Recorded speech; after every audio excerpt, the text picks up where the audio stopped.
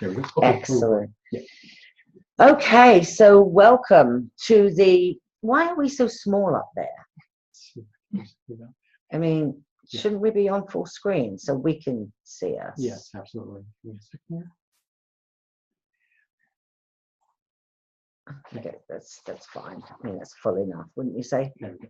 Okay, so welcome to the 1 hour. Are you recording this live podcast of Intuitive Pathfinders, co-hosted by me, Astrologer Dawn, and her, Moi. Catherine Yunt. We host a 1 hour live podcast on the first Wednesday of each month at noon Arizona time, so that we can connect. Maybe on your lunchtime. Maybe on your lunchtime, yeah, and get questions from you. And if you want to access any of our previous podcasts, check out intuitivepathfinders.com, where you can download or you can listen to past ones, and also iTunes as well. Look, different hairstyle. Third time doing this, and each time I've got a new hairstyle. I like it. Yeah, much better than the last. I look old and frumpy in the last one. So, and in this podcast, we're going to talk about the correct questions that will get you answers, as well as the 5 love languages. And we also want to talk about the planet Mercury, which rules communications. And if you have your own astrological chart, or you know where your Mercury is located, be ready to ask us questions about your Mercury. And we also encourage you to ask questions about anything that pops up. We've titled this Curiosity, so we're curious what you're curious about. I like that. And so anything is, relative to metaphysical experiences, feel free to ask us, and we'll do our best to answer you. You know, the other thing is that it's important for you to not stop questioning.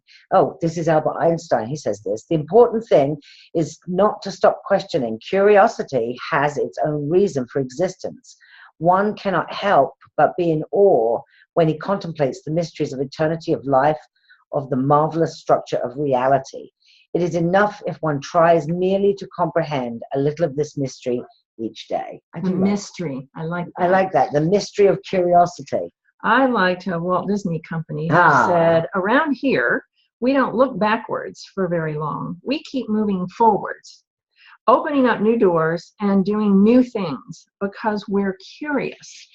And curiosity keeps leading us down new paths. And if you look at the new Beauty and the Beast, how they've incorporated animation and humans to make it look the way it does. Spectacular. Biggest grossing movie opening this year. I think this year so far. So they're using their curiosity to lead them down new paths. I was watching how some of it was filmed. It was all filmed in England, in Shepperton. Oh, I didn't know that. It's interesting because apart from Josh Gad, I think all of the actors are English. And certainly the main characters, Josh Gad's the main character, but he's American. But I thought that was interesting that they were all British. And then I realized, well, that's because it was filmed at Shepperton, and that's a studio in England. And it showed green screens behind them. So I thought, they're getting, they've used green screens for a long time in filming. But it's interesting how the technology has really just continued. Because the more curious the film industry becomes about, how do you do that, and how can you do that? And I wonder if we could do this. I wonder if we could do this, So we're talking about your questions and your curiosity being a part of your intuition. So I always say to my clients, of all the topics in the world that you could have interest in, why are you curious about that particular one? No, I'm going to be calling you on that why question as well.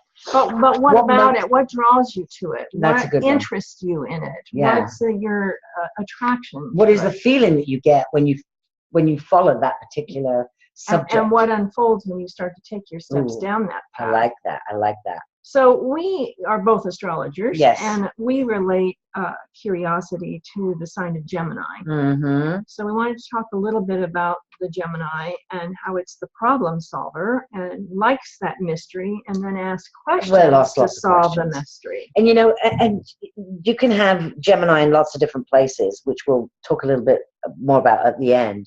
But you'll know if somebody. You can tell a lot of times if somebody's got some Gemini or where they've got it in them. So my husband has his moon in Gemini, so his emotions can be all over the place. But he can track very easily my ideas when I'm all over the place. So one of the things that Geminis have that ability to do is to switch subjects like that. Quickly. And when other people switch subjects, they can follow quickly rather than sometimes, like and I'm a Capricorn. Gemini rising. Yeah. So I am sometimes accused of being fickle because Ah. people who switch Oh, I think that's midstream great. like that is also Considered a negative sometimes. or considered ADD, Yes. which that's not what Which it is. oftentimes I'll look and see, and somebody will tell me that about themselves, and I'll see the Gemini very Say prominent no. in their chart. No, you just got lots of Gemini. Well, in and you. Gemini is multitasking on many different levels. Yeah, yeah, And yeah. it's Quicksilver. It's ruled by Mercury, so Gemini doesn't take as long to get answers to things as Yeah. it does other people. Very quick. Yeah. Well, and it rules communication. It's one of the rulers of communication. So very easy. So I wanted to tell a story about Yes. curiosity and relate it to Gemini. So as you know, I did the In Deep Shift with Jonas Elrod. That's right. And that television series followed the Super Soul Sunday. Yeah. So I was in the fashion of watching that and noticed Brian Grazer was being interviewed by Oprah about a new book he had called A Curious Mind. Oh, wow. So he's telling the story about how when he was very young, he decided that his mission was going to be to have a conversation every day with a complete stranger. That was his motivation. Wow. And of course, now you know he's a very famous film and movie Yeah, yeah, yeah, producer, so I think he got a lot of ideas from those He conversations. certainly did. I wonder who gave him the idea for Splash. Well, I don't know. I could probably ask him because Yeah. as I'm listening to this, I'm thinking he must be a Gemini. So I Google, and he's not. His birthday, I think, was July. Yeah, he's a Cancer. So I thought, that's curious. I'm sure he's got some Gemini. The title of his book, The Conversation, because that's Yeah. Gemini. And I thought, well, you know, when I was doing In Deep Shift, I could live tweet. So I thought, I've got a Twitter account. I can just live tweet him. And he answered me right back. I asked him, are you a Gemini rising? And he answered back and he said, yes, he was. He immediately replied, but he added, we can all be curious. We are all born with a superpower. Oh, I love that. Isn't that interesting? I love that. Well, we all have Gemini somewhere in our chart. Yes. In your houses, in the houses, you know. So even if none of your planets and signs are Gemini. You could have planets in the Gemini house. Exactly, exactly. And we'll talk about that a little bit later. We want to start by talking about your questions, questions in general. What is a good question to ask? What are good quality questions? So what do you want to say? Well, I want to say about that is that good quality questions usually start with a who, what, when, where, and how. No why.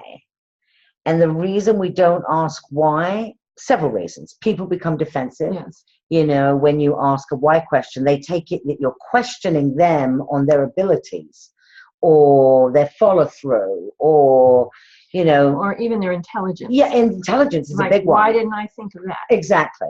So the other thing is, you know, if you say to somebody, if you say to one of your kids, why didn't you clean up the mess while I was gone? People will come up with kids. And adults do it as well, come up with all reasons, justifications, excuses. Well, defense goes on forever about why. And asking somebody why is usually asking somebody, how long is a piece of string? You know, it's like, what do you mean, how long is a piece of string? Well, let me see it. No, you can't see it. You're just going to tell me how long is a piece of string. So a better way for us to get people to interact with us and to answer our questions is to first become aware of how many times we say why. So over the next couple of weeks, I want our listeners to really track. And because I've brought this up, you'll notice it more often. So somebody will ask you something and you might go, well, why did you say that? And you'll suddenly remember this conversation and it'll be like, oh, let me change that to something different, because you can't change it until you acknowledge it, like anything. You have to become aware. You've got to become aware of it. And then you can reframe it. So once in a while, usually if I'm shocked into something, I'll default to the why question. Most of the time I don't, because I haven't been a coach for 17 years now. I'm used to asking who, what, when, where, how. But if something comes up that shocks me, you know, one of my clients calls me and says, you know, my husband dropped dead. It wouldn't be unusual for me to go into a, you know, and he was in a car with his mistress. It wouldn't be from the initial shock to go into, well, why? And then I suddenly catch myself and I go, and I reframe it. So remember, you can do that. So in using this example of why didn't you clean up the mess you made whilst I was gone, you can ask what stopped you from cleaning up the mess, or what got in the way of you doing that. What prevented you? What prevented you? And first of all, the person's not going to be defensive, and it allows people to solve their own problems. So what stopped you from cleaning your room a priority? I needed to do my homework. Then you can ask a question. When was your homework due? Yesterday. So are you saying you waited until the last minute to do your homework? Yes. How's waiting until the last minute working out for you? Not very well. Now I'm stressed because I've got to do my homework and clean my room. Right. And then you can ask, well, what do you think you could do differently next time you have homework and you also have to clean the room? You see, what we're doing then as adults is putting it back where it belongs. Making them responsible. Making them responsible. If we start that when they're younger, it's so much easier when they're older. I mean, look at what's happened to poor Donald Trump. I guess he never got asked. He must have been asked why a lot. Why a lot? He must have been asked why a lot, especially by that arrogant, nasty father of his.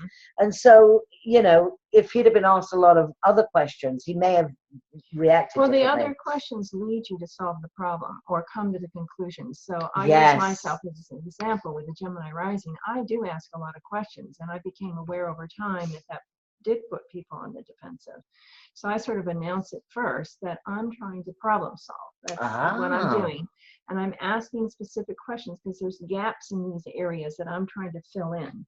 So you inform them? Yes, ahead of time. I don't do that. That's really, but you have a Gemini rising, and I ask a lot of questions. But your Mercury, which rules communications, is retrograde. Yes. Mine isn't. Yes. And so I wonder if that has something to do with it as well, because I've never thought about it that way. Yes. That people would get defensive. They do. Well, are you asking why questions? No. I'm just filling in the gap of what information I don't have, because at the heart of it, I'm a problem solver. Yeah. And by the way, these tips are for asking questions of the divine and guidance from the other side, as well as asking in communication with your loved ones. Yeah. So those same kinds of questions that you want the definitive answers to don't come when you ask why. No, they do not. And the idea is to have clarity in your communication and to be able to problem solve.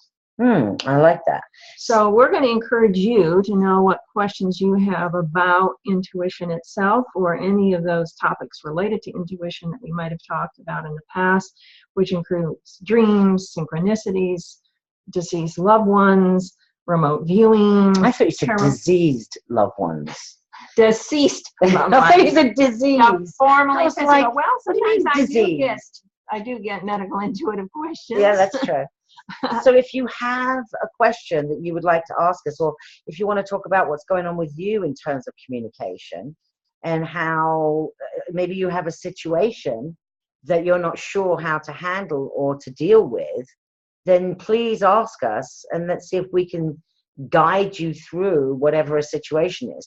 And of course, if none of you speak up, we'll just assume that you are perfect communicators. Your life is just going wonderfully, and you have really no need to be here, to be honest, or need to listen to us. So somebody must have something that's going on that you would like some assistance with.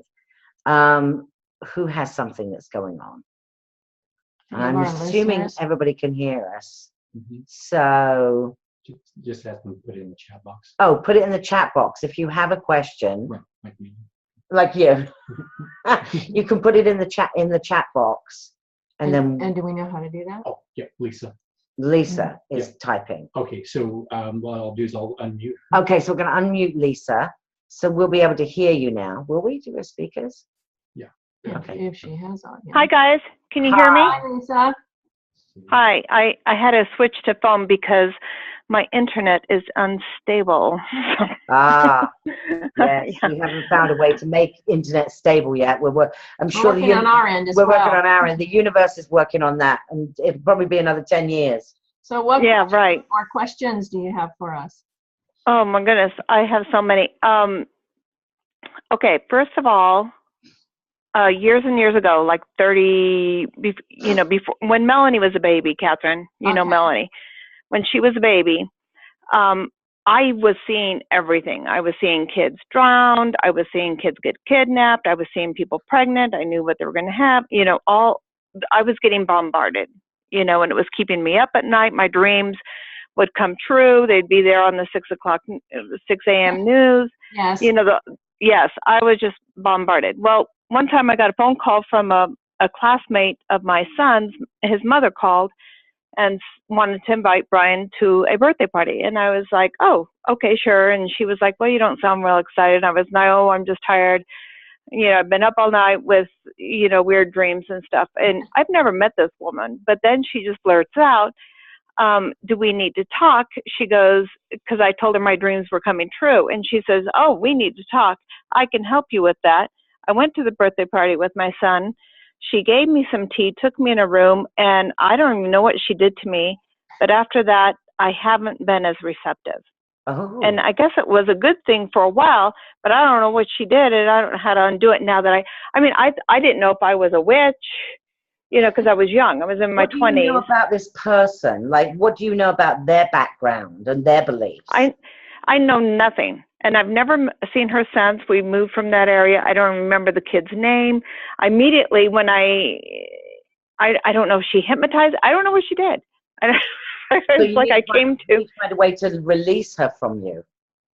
Well, I What's also that? think it triggered some kind of fear or some kind of hesitancy. And maybe it was a good thing, like you said at the time, because you were so overwhelmed by it. So Right. maybe now it's about, how do I undo it? Is that what you want to do, is reclaim it? Right. Maybe not to the degree that it was, because it was a little overwhelming. I saw the president get shot. I saw the Pope. Every plane crashes, anything. Can you see this president anything getting bad? shot, Lisa? Yeah. We talked about that in one of the previous podcasts about people who are highly sensitive and Mhm. getting overwhelmed. Like, I have too much of this, and how do I turn it off? And it sounds like you unknowingly did that. So now the question is, how do I turn it back on? And Right. I think some of it has to do with working through the fear, because usually fear is what shuts us down. I shared that I used to see things as well, and in the beginning it scared me because I couldn't talk to anybody else about it. Who was I going to relate? I was going to be in my own little world by myself. And so I switched channels. Instead of seeing things, I went to hearing things. So maybe you could do that. You could say, okay, I'm willing now to be a little more open, and then do it in a different way, access it differently than you did before. Okay. What do you think Okay. about that? That sounds good. I can try that. And if you were overwhelmed, identify that that's what you were, and let the universe know that you're not anymore. Okay. You're open. You're really open to receiving messages and information. Some of it can also be to do that you don't know what to do with it, or you didn't know what to do with it. I mean, maybe you do now, but that you didn't know what to do with that information at the time. Well, and I still feel that way sometimes when things do come through. It was like, yeah, okay, I see the dead girl in the field, but, there's no GPS location. What am I supposed to do with it? Well, and you don't have an answer to that yet, or you're only getting part of the story. Right. Right. So much of it is intention too. If you set your intention that you're open to expanding this, and then you have a purpose or a passion to follow it, then I believe the universe finds a way to connect you with somebody that you can hand the information off to. It's like you're the messenger, Okay. You're the Pony Express. The universe will arrange for who you can give the information to, so that it'll be helpful. And also, Okay. Are you around other people that get these kind of messages? Do you have anybody else in your life that is very spiritual or receives messages Or supportive? Or supportive? My sister, to some degree, she's always interested. And then the other sisters, they know I can do it, but then they're just like bugging me. What does Dad say about this? What does Dad say about that? And I'm like, talk to Dad yourself. Give me a break. I think some of it for you is learning boundaries. And that's the piece that all of this relates to, is when you're overwhelmed, it's coming in too fast, too much, or other people are asking you too many questions. Some of it is designed to teach you how to set your own boundary. So you can say, Yeah. it's not good to wake me up at 2 o'clock in the morning. You know, it's not good when I'm driving the car. That you set some boundaries even with your sisters, just like you did, to say, well, you know what, you have the same ability I do, so you ask, and then we'll compare notes. Yeah. Right. Okay. Yeah. Okay. So, That sounds good. and And then, go ahead. and do I have time for another question? Yes. Okay. Just what do you feel if I were to say, I think my father was murdered? What do you mean? What are you looking for in terms of, are you looking for either one of us to say you're right? Yes. Or what are you looking for? Confirmation that what you know to be true inside of you from somebody else? Right. I guess. Okay. So the chances are that you're right. What do you want to do? You think I'm right? Yeah, but what do you want to do with that information? I don't know what to do with that, because I believe it was my mother and my sister and my brother-in-law who were in kind of cahoots. And I feel like my brother knew but didn't want any part of it. Well, here's the question to ask. Will having the answer to this question be life enhancing for you? If it's not life enhancing for you, why would you want to participate in it? Or how would you benefit by participating in it? I just felt like it was one, because I think I just turned 17 or 18 when this happened. It was just like one of those curious things.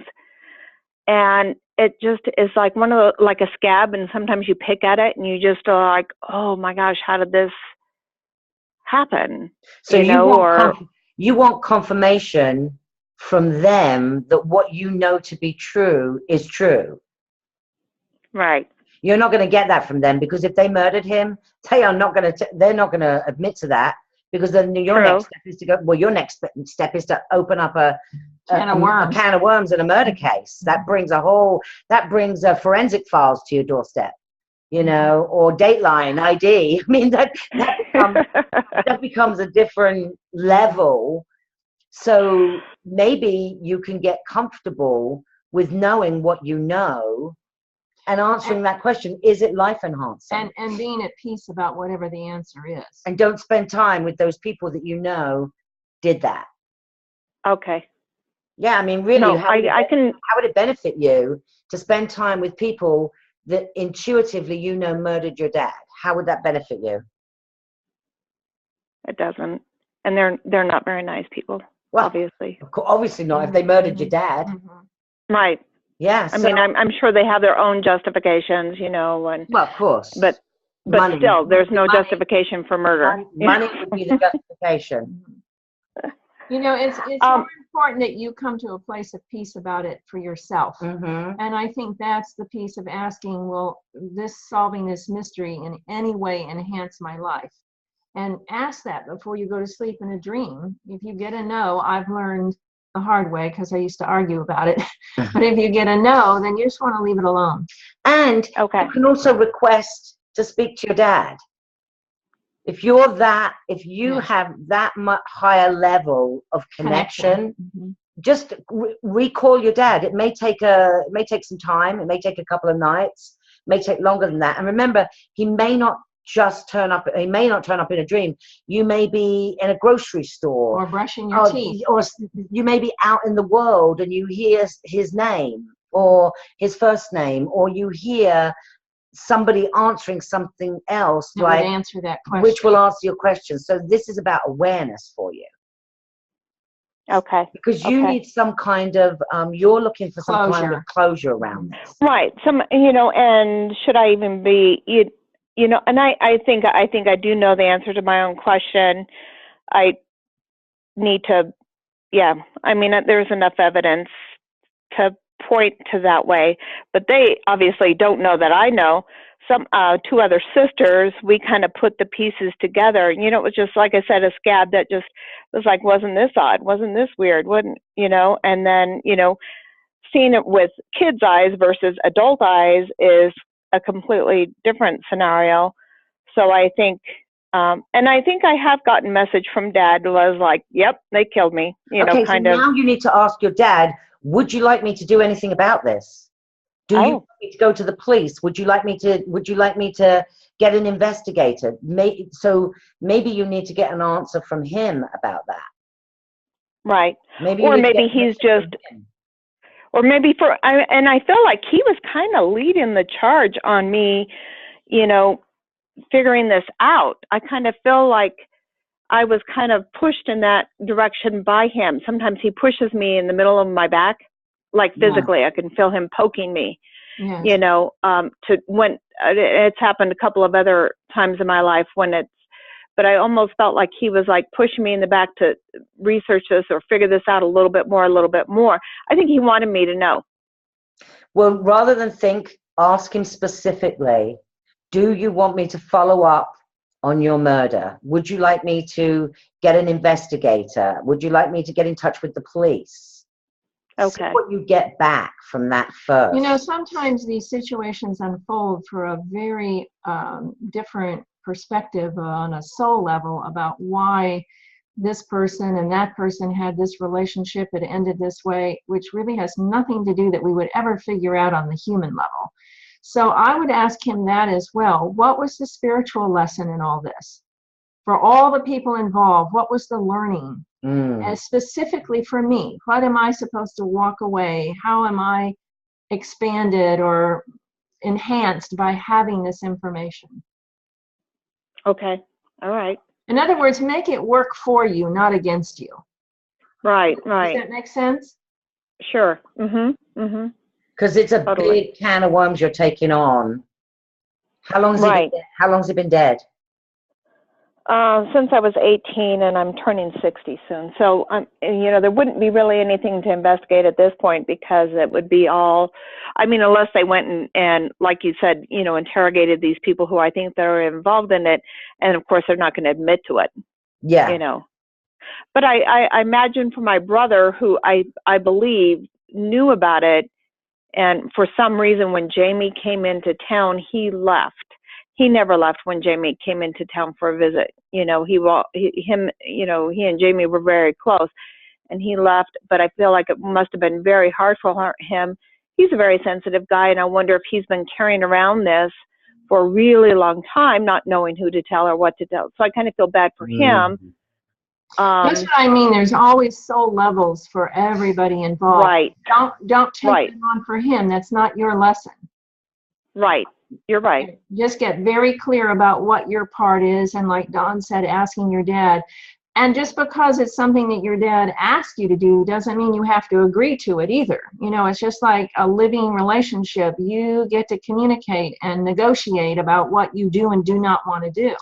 And it could be something else on a deeper level. Maybe your abilities are going to open up again, and you are going to start seeing dead kids that have been kidnapped or murdered.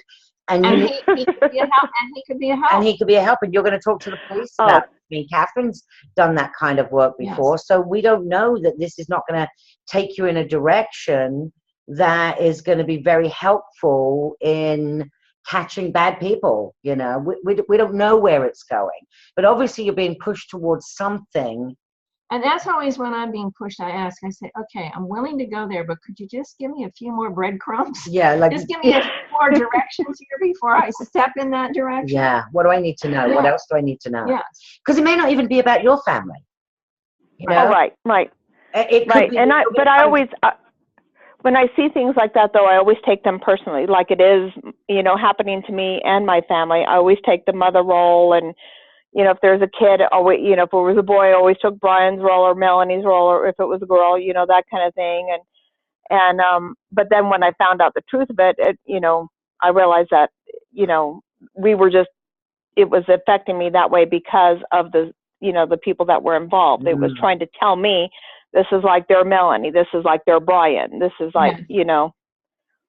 Well, and sometimes that's how spirit gets our attention, is they make it personal so that we buy into the situation, even though, and obviously sensitive people usually do relate it to themselves. Mm-hmm. So that's why I'm saying, ask for the bigger picture. I think there's a piece of it that you don't have yet.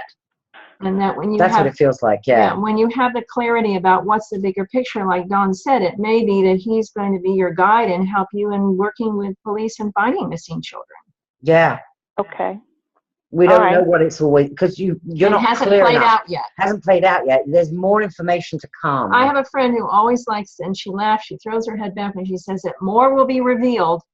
And I say that when I'm in a situation like this, being expectant, more will be revealed when it's the correct time for you to know. So use that as your affirmation. More will be revealed.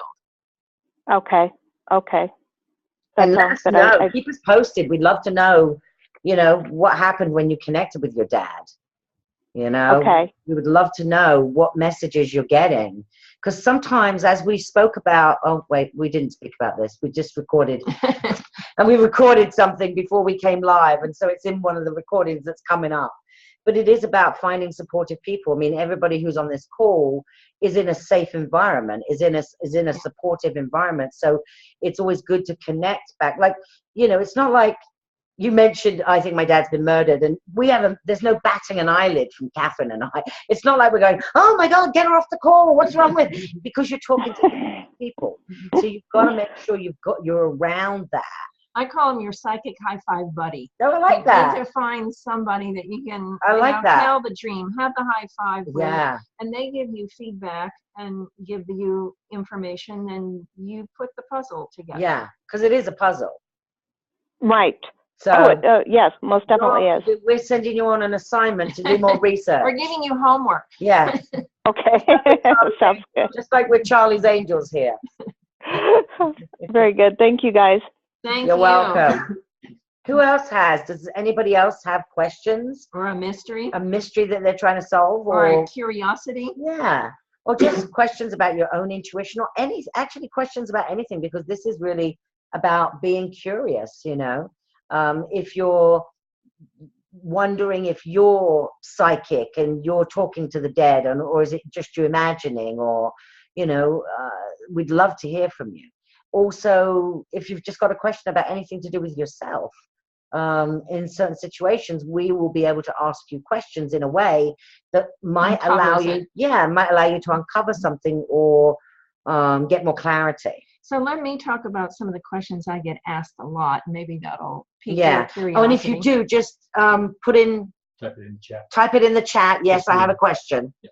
And then we'll be able to see, and we'll get to you. So most often questions that are asked by my clients. Okay. Number one, they explain something that's happening, and then they say, is it real? Am I imagining it? Am I hallucinating? Yeah. So that's because those experiences are a little outside the norm, and they don't know who else to ask about it. So like you said, finding a supportive person that can guide you, answer those questions. I say, yes, they're absolutely real. Just because somebody else didn't experience it doesn't make it any less real. Exactly. So another question I get asked is sort of what Lisa just said. Can I learn to regulate it or control it? It happens spontaneously. It happens when I don't want it to happen.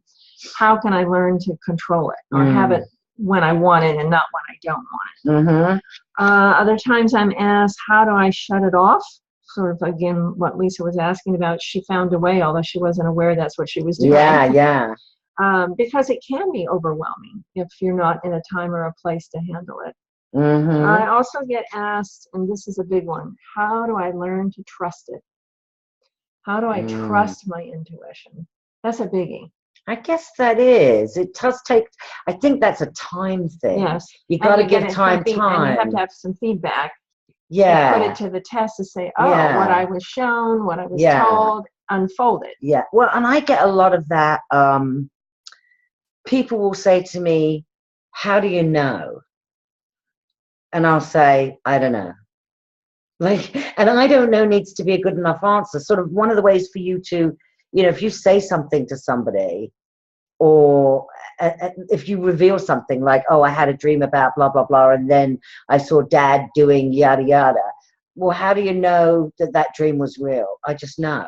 Yeah. Like, it's okay to say to somebody, well, I just know. That's the left brain who wants all the details. And this is the right hemisphere that's the intuitive part. So it's your left brain friend who's saying, well, give me the evidence. And you're saying, just had a download or Yeah, an aha. don't know where or, it came from. I'm not sure who Not was sure. giving me this information. Yeah. But over time, I've learned to trust it, so I'm trusting this as well.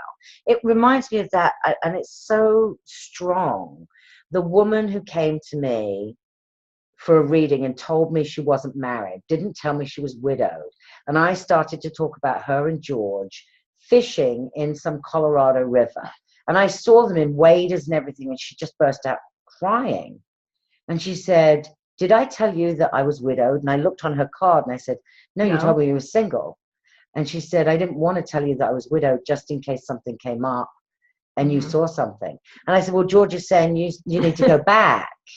She goes, how do you know his name is George? I'm like, I don't know. Because George is telling me. Because I guess it's George that's telling me, you know? It's like, and the more that you get used to trusting that, Yes. you won't question it yourself when other people do. I think it's the biggest hurdle is trusting it. Trusting your intuition. Well, questions by my clients who are curious and may or may not be fully aware and awake, because the more awake you are, the more likely you are to hear intuition, hear dead people, be connected with spirit guides and all of that kind of stuff.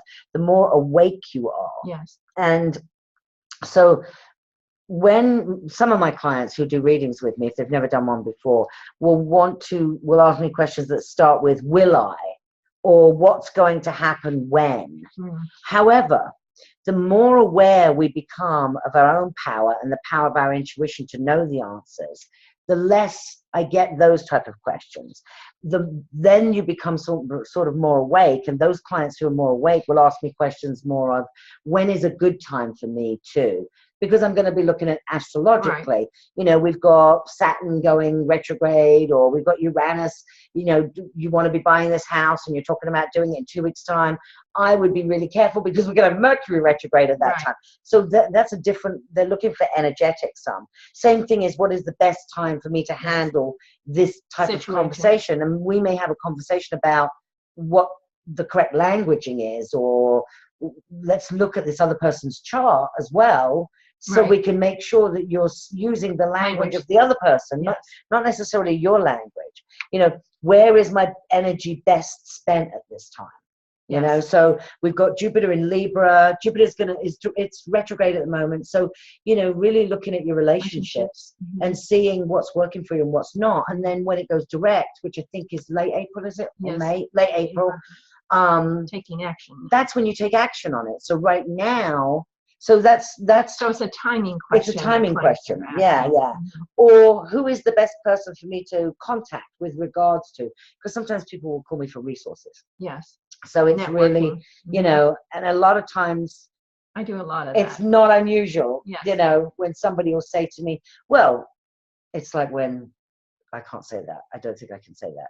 I was just about to give an example of something we just discovered, a body that was, but we can't really give that. Let's not go there.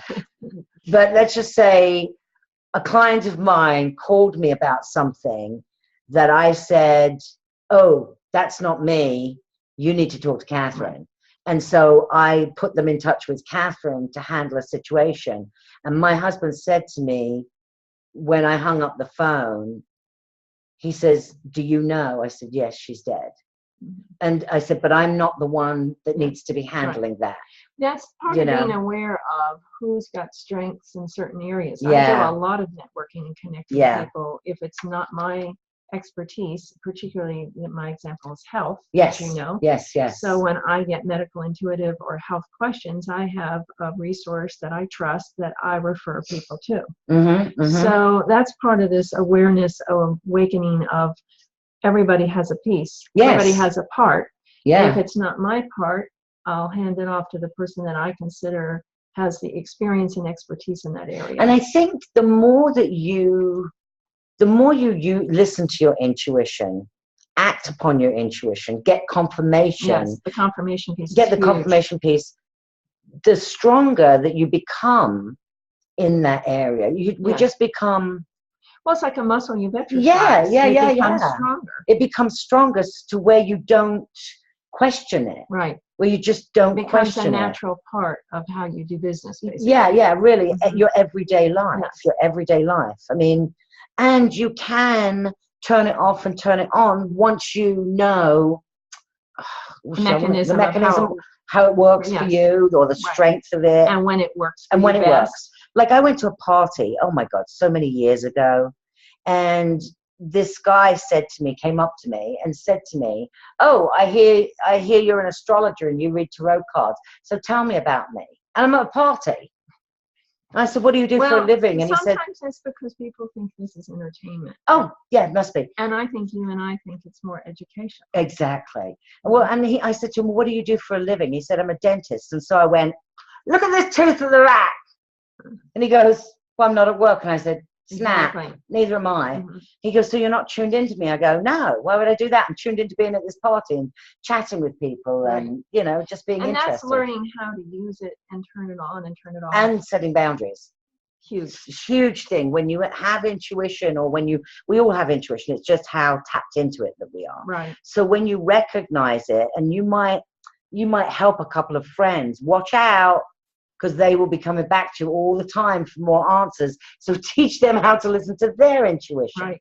Important. Make some suggestions. Have them listen to intuitivepathfinders.com to get some resources. Yeah. And information. Don't become somebody's, because otherwise they will come to you all the time. Well, it's like you don't want to make them dependent on Yes. you. You don't want to become codependent. Yeah. So you can be, like I said, the Pony Express, where you hand off the information, but now the responsibility is in their lap. Exactly. And they've got to take it and do what they're going to do with it. You don't become the responsible one for it. Yeah.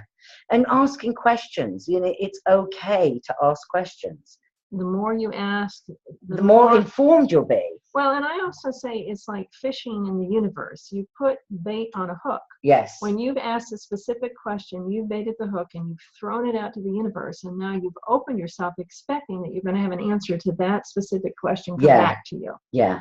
You just don't know how or when it's going to come back to you. You have to be open. You might dream it. You might hear somebody else talking about something. You might pick up the newspaper. You might hear a song on the radio. A song on the radio. You might turn on the TV and you get an answer. The thing about it is making sure you're listening, paying attention, and expecting the answer to come. Yeah, at some point. You just don't know when. So do you have some more questions for us? Is there somebody who has a specific question? They know everything except Lisa. Thank God for Lisa. Thank God for Lisa. And Lisa was healthy in asking her questions. Good for you. So also we wanted to talk about, where does the 5 love languages come into this? Well, you mentioned earlier about using astrology to figure out how to convey a specific information to someone and their method of how they communicate and receive communication. So we were talking about that. The book, The 5 Love Languages, popped in my head, because that is written by Gary Chapman, a book that, with a little worksheet, answer questions, you can determine what your main language is and that of your loved ones. Yeah. And then you can communicate in their language, or they can communicate in yours. I like that. Yes, that makes a lot more sense. So he says there's basically 5 languages, and what he's talking about is what makes us feel loved.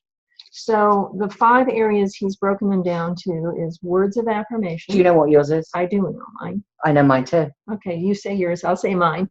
Mine is acts of service. And mine is quality time. Really? Yes. Interesting. So there's 5 of them: words of affirmation, acts of service, receiving gifts, quality time, and physical touch.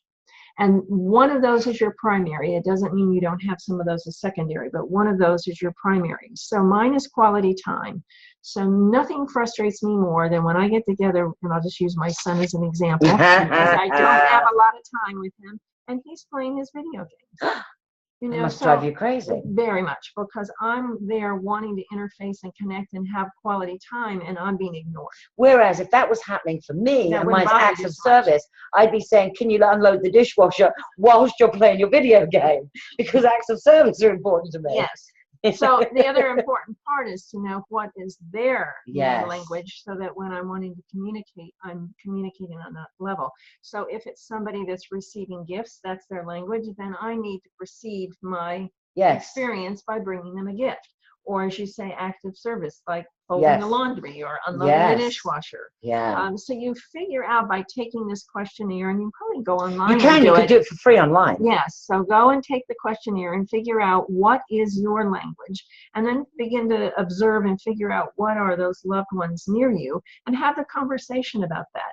I feel acknowledged and feel loved when you, and then depending on physical touch, maybe, you know, when you give hugging, me a back massage. yes, or a foot massage. Yeah. Or, you know, so figuring that out helps, again, with the lines of communication. Absolutely, absolutely. You know, the other thing is that, and certainly from an astrological perspective. So let's talk about that, because we're both astrologers. Yes. So this is an easy one for us. So we want to talk about Mercury, because that's the planet that rules communication. Mercury is the ruler of both Gemini and Virgo.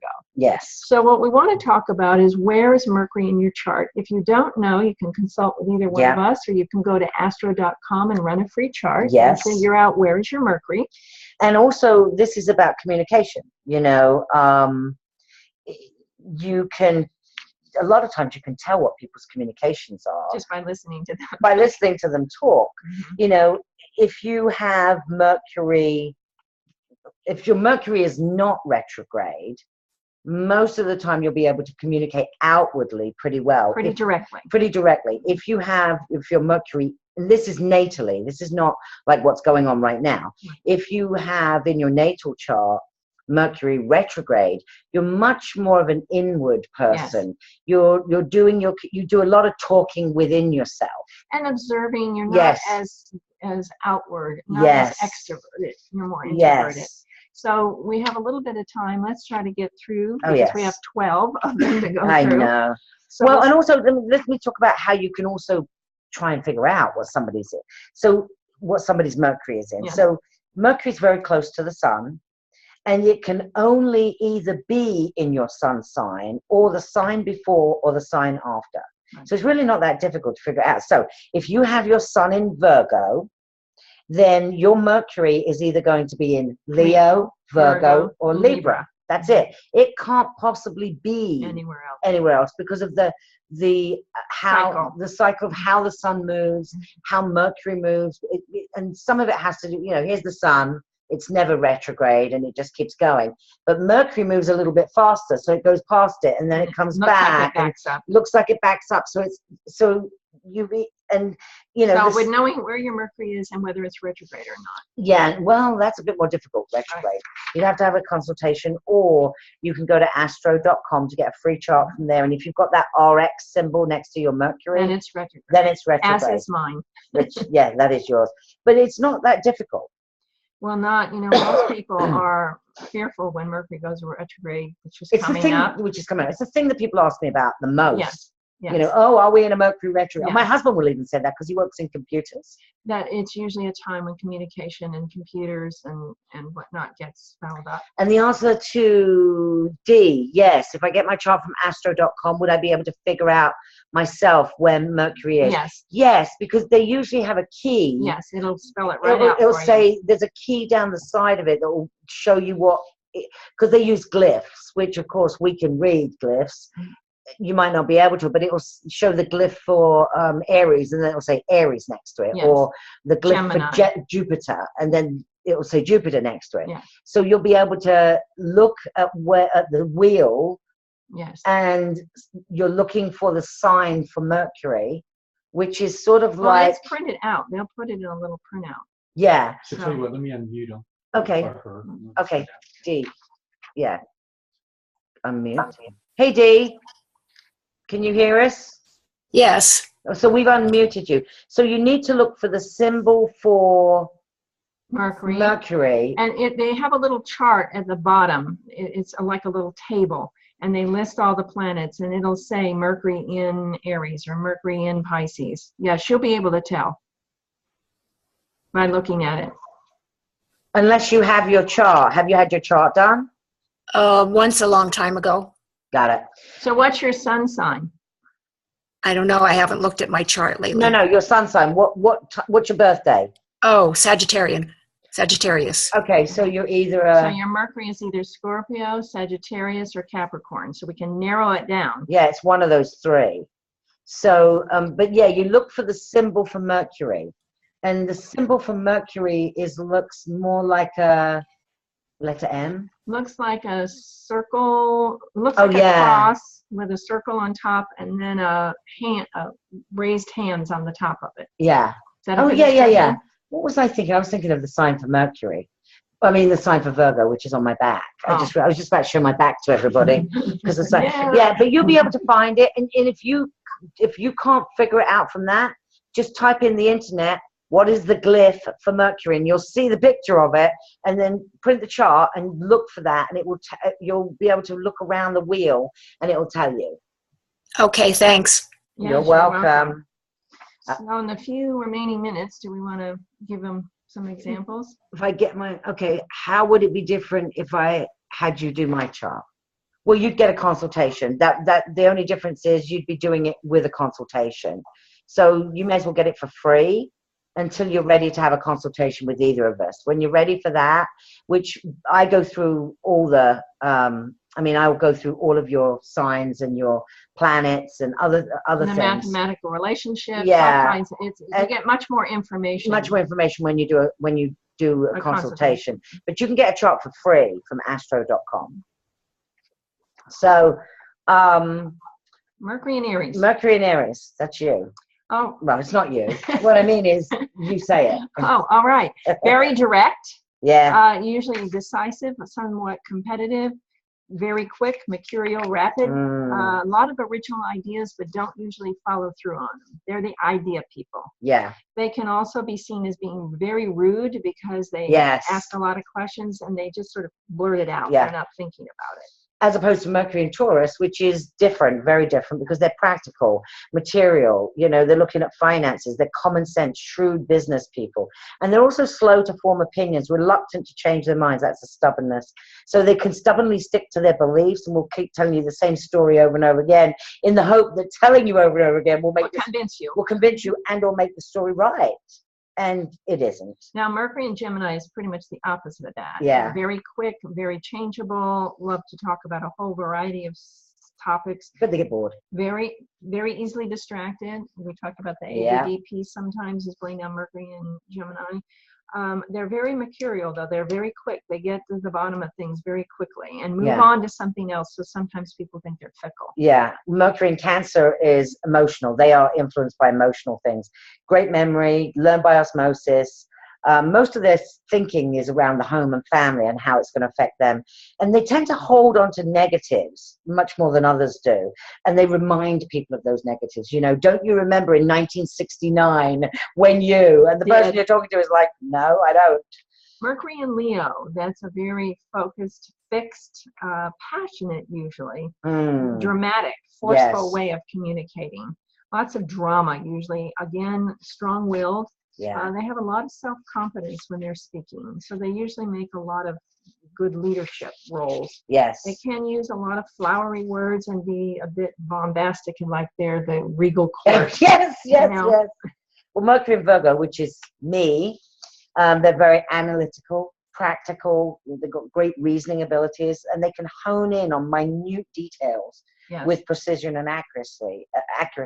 And they require an orderly environment. They're very good at research, detail oriented, but they can nitpick you to death when another person says something. So be careful how you word things when you're talking to a Mercury and Virgo, because choose your words carefully, because the Mercury and Virgo will say, what do you mean by that? When did you say that? How are you going to do it? And you'll be like, feeling assaulted by that person. Mercury in Libra is the opposite of that. Oh, yeah. They're very sociable, and a lot of their relationship oriented questioning is focused towards that. They're usually very good communicators. They make good diplomats, attorneys, mediators of any sort, because they can usually see all sides of the issue. Mm-hmm. Sometimes they're difficult in making decisions because they can waffle backwards and forwards. Well, and I say the downside of that is peace at any price. They like harmony, and so sometimes they won't take a stand because of that. Mercury and Scorpio, well, I find them to be very incredibly intuitive, have profound insights. They often prefer to remain silent. Yes. Secretive, and keep stuff inside, but then sometimes they'll just blurt things out. They like a fire dragon. Well, they also know when people are lying. for some reason they Yes. can pick up on when other people Yep. are lying to them by the way you speak or your body language, depending upon what language you use. If you use a lot of hand language, That's Gemini. but if you're speaking to a Scorpio and you're doing lots of this, they'll be like, oh, she's What? lying. Now, Sag is the opposite of that. They're not secretive. They're No. outgoing. In An fact, open book, I call it foot and mouth disease. They're Yes. likely to blurt out just like the anything. Aries in some yes, ways. Yes. Now they're usually very upbeat and optimistic. Though. Yeah, that's the difference. Sometimes rose-colored glasses. Yes. Mercury and Capricorn, well, they're very ambitious. They're shrewd, practical, organized. They like to think things through step by step. They have good managerial and executive abilities, patient and disciplined. I think of the story of the tortoise and the hare. Yes. You know, the tortoise won the race, not the hare. So the hare is the Aries. Yes. And the tortoise is the Capricorn. And whilst the hare is too busy bumping its gums, you know, the tortoise has gone by.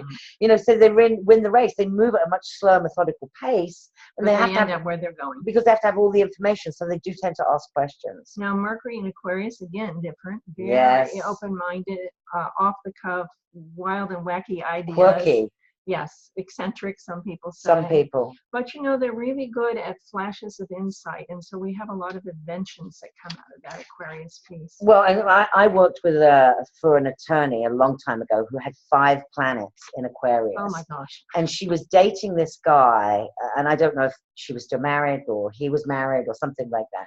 And he said he didn't know if he wanted to be seen with her because she might ruin his reputation. Now, with her 5 planets in Aquarius, she said, what reputation? You own a cleaning company and use a mop all day. Who's going to be upset? The toilet brush? And I just had hysterics, whereas there was a bunch of people around us, nobody else laughed. I just thought that was hysterical. But I have my moon in Aquarius. I think it's hysterical. I thought it was really funny, you know. Mercury in Pisces, that's mine. Yes, it is. Retrograde. So it gives a vivid imagination, some artistic ability, Yeah. and it's the ability to see the whole picture. Yeah. Where Virgo, you were talking about the detail. Yeah. Pisces has a photographic memory, Yeah. really telepathic as well. Sometimes it's hard to get concrete answers from the Pisces because sometimes it's the Neptunian fog. That's a nightmare for me. When I do a reading for somebody and they have Sun, Moon, Mercury, Venus in Pisces, I go, oh God, this is going to be a nightmare for me because I have all the Virgo there and I'm trying to harness something that they're saying to get them to take some action, and they're all over the Neptunian fog. Yeah, they're all over the place. But check out your chart and see where your Mercury is because it will help you understand how you take in information, how you process it and store it, Yes. how you deliver it and communicate to other people. We So, drew a card. We drew a card. It's called Ask, and it comes from Grace Cards by Cheryl Richardson. And it says, when we call upon the divine for guidance and support, we will receive a response. Spiritual signposts will be put in our path to guide us to our highest good. So what questions do you need to ask? That's the question of the week, I guess, or the hour, is what questions do you need to ask? To get more clarity. So thank you for joining us. Thank you for your questions, Lisa and Dee. Yes, thank you very much. And we will see you next time. Namaste. Namaste. I feel like we should dance.